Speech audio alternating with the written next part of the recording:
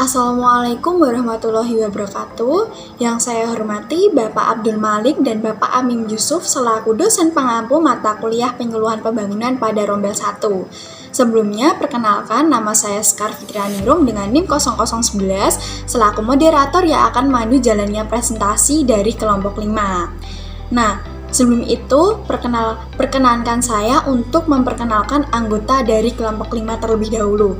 Yang pertama ada Sahda Estinengtias dengan NIM 0009, lalu ada Herna Wijayanti dengan NIM 0010, dan yang ketiga ada saya, Sekar Fitrianingrum dengan NIM 0011, yang keempat ada Narista dengan NIM 0028, dan yang terakhir ada Monika Ayu dengan NIM 0069.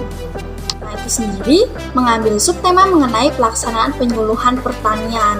Lalu apa sih yang dimaksud dengan pelaksanaan penyuluhan pertanian? Jadi pelaksanaan penyuluhan pertanian adalah tindakan-tindakan nyata dari apa yang telah ditetapkan dalam program penyuluhan yang telah disusun. Menurut Ibrahim pada tahun 2003, dalam pelaksanaan penyuluhan perlu dilakukan materi apa yang perlu disampaikan, di mana penyuluhan pertanian akan dilaksanakan, kapan dilaksanakan, siapa dan bagaimana cara melakukan penyuluhan. Lalu menurut Sastra Atmaja pada tahun 1993, kegiatan penyuluhan pertanian melibatkan dua kelompok aktif, yaitu kelompok penyuluh dan kelompok yang disuluh. Untuk yang selanjutnya, 3 unsur komunikasi dalam penyuluhan akan dijelaskan oleh rekan saya. Kepadanya saya persilahkan. Materi selanjutnya tentang 3 unsur komunikasi dalam penyuluhan. Yang pertama ada unsur pesan, yaitu pesan berisi hal-hal yang mudah dipahami oleh sasaran, baik mengenai isi materi, bahasa yang digunakan, dan disampaikan pada waktu dan tempat yang sesuai. Kemudian yang kedua ada unsur media atau saluran komunikasi, yaitu saluran yang digunakan harus terbebas dari gangguan, baik gangguan teknis jika menggunakan media massa, ataupun gagasan sosial budaya jika menggunakan media antar pribadi. Kemudian yang terakhir ada unsur penyuluhan dan sasarannya. Materi selanjutnya akan disampaikan oleh Saudara Sada. Baik, terima kasih atas waktunya Saudari Herna. Materi selanjutnya yang akan saya jelaskan yaitu terkait hal-hal yang perlu diperhatikan dalam melaksanakan penyuluhan pertanian. Hal-hal tersebut dibagi menjadi 5 bagian, yaitu yang pertama, apa yang harus dilakukan. Apa yang akan kita lakukan pada kegiatan penyuluhan terhadap petani, misalnya dalam menyebarkan informasi pertanian yang bermanfaat. Yang kedua yaitu di mana penyuluhan pertanian dilakukan.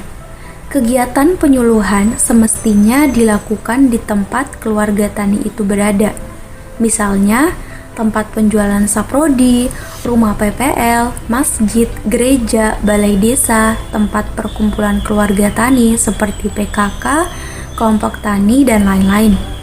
Kemudian yang ketiga yaitu bila mana kegiatan penyuluhan dilakukan, waktu yang dipilih untuk melaksanakan kegiatan penyuluhan harus sesuai dengan keperluan dan kondisi sasaran.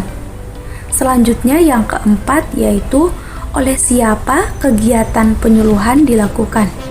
Penyuluhan dilakukan oleh seorang penyuluh pertanian yang profesional, baik PNS, swadaya, atau sukarelawan. Dan yang terakhir yaitu bagaimana kegiatan penyuluhan pertanian dilakukan. Agar kegiatan penyuluhan memperoleh hasil yang maksimal, maka harus memenuhi syarat sesuai keadaan sasaran. Cukup dalam jumlah dan mutu tepat mengenai sasaran dan waktunya, amanat harus diterima dan dimengerti, dan murah dalam pembiayaannya. Sekian penjelasan dari saya. Selanjutnya saya serahkan kepada Saudari Monika untuk melanjutkan. Dipersilahkan. Baik, dalam materi selanjutnya saya akan menjelaskan tentang metode penyuluh pertanian. Pastinya dalam penyuluhan tidak akan terlepas dengan yang namanya metode. Lalu, apa sih metode itu?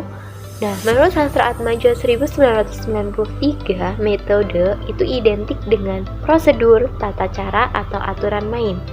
Dalam kaitannya dengan kegiatan penyuluhan pertanian, maka yang disebut dengan metode penyuluhan pertanian adalah aturan main yang sebaiknya diterapkan guna mewujudkan cita-cita sakral dari penyuluhan pertanian. Metode penyuluhan pertanian umumnya akan berhubungan dengan alat atau sistem apa yang harusnya dilaksanakan. Sedangkan menurut Sudarmanto mengemukakan bahwa metode penyuluhan yang baik harus memenuhi syarat. Yang pertama yaitu sesuai dengan keadaan sasaran. Maksudnya yaitu apakah sasaran dalam tahap mengenal, menaruh minat, menilai, mencoba, mengadopsi suatu inovasi. Yang kedua yaitu cukup kualitas dan kuantitas.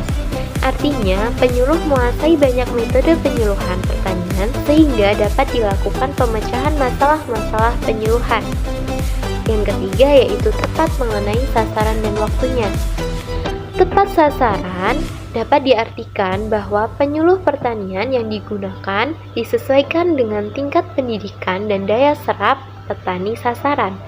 Yang keempat yaitu materi akan lebih mudah diterima dan dimengerti. Artinya, materi penyuluhan harus sederhana dan dapat dikomunikasikan dengan bahasa petani, sehingga petani sasaran dapat memahami materi yang disuluh. Yang kelima yaitu murah pembiayaan. Artinya, penyuluh dapat dilaksanakan dengan biaya relatif murah, sehingga dapat terlaksana secara kontinu dan dapat merespon reaksi petani dari proses penyuluhan yang dilakukan.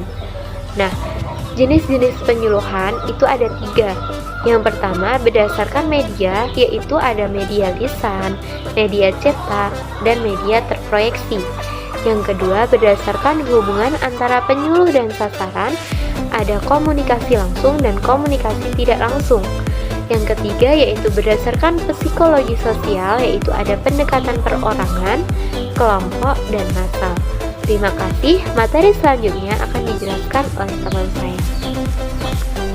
Baik, terima kasih.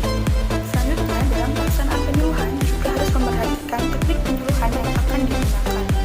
Menurut Mardika dan Wijanto tahun 2005 menyatakan bahwa teknik penyuluhan adalah cara penyuluh untuk mendekatkan materi dengan sasarannya.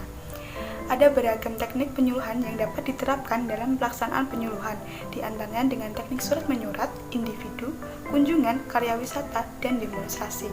Selain itu, teknik penyuluhan dapat dibagi lagi menjadi beberapa teknik, seperti teknik ceramah, teknik kuliah, teknik kursus, pameran, pertunjukan, radio, dan televisi. Demikian dari saya, selanjutnya saya kembalikan kepada moderator. Berikut adalah beberapa referensi yang kami kutip dari berbagai sumber. Sekian, terima kasih presentasi dari kelompok kami. Saya mohon maaf apabila ada salah kata. Wassalamualaikum warahmatullahi wabarakatuh.